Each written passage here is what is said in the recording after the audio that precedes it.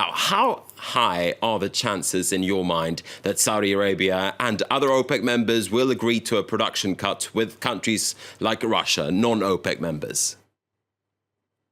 Hi, thanks for having me on the show.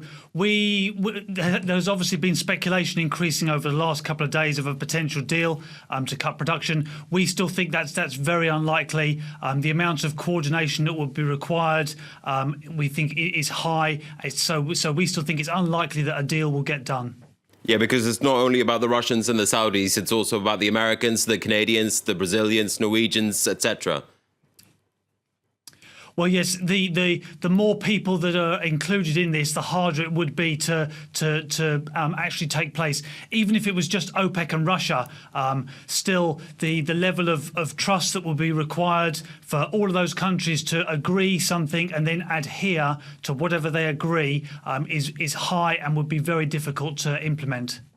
Still, though, Spencer, if we were to take the Russian minister at his word, it seems as if Riyadh is rethinking its strategy. Saudi Arabia has so far prioritized its market share, and that is why it's kept pumping oils at high levels.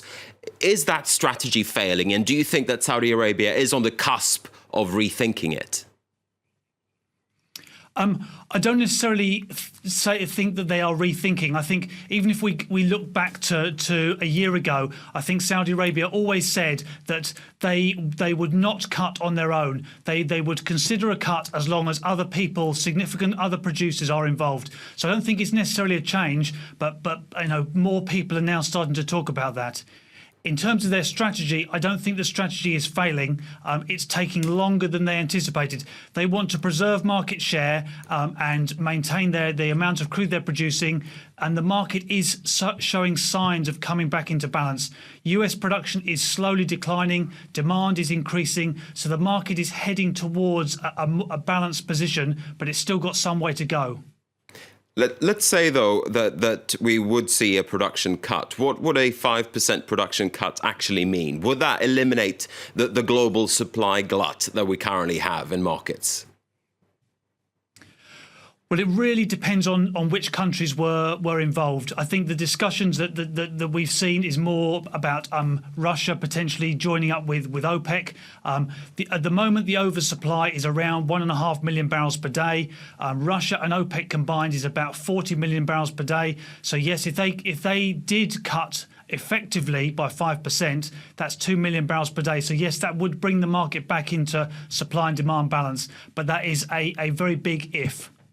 Now, if I were to ask you another if I were to ask you to look into your crystal ball, will we see prices head higher in the next few months or so after what's been 12-year lows so far this year?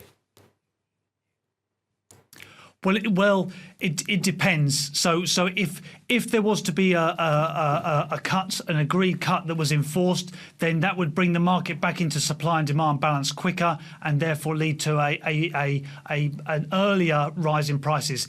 If there isn't an agreed cut, which is what we expect, then the market is heading towards balance, but we don't expect that to happen until the second half of this year. So in the first half of this year, we would expect prices to remain weak at $40 per barrel, or a bit under $40 per barrel, and then only in the second half of 2016 for the prices to start slowly increasing. But we are talking about a slow increase back up towards 50 maybe by the end of 2016.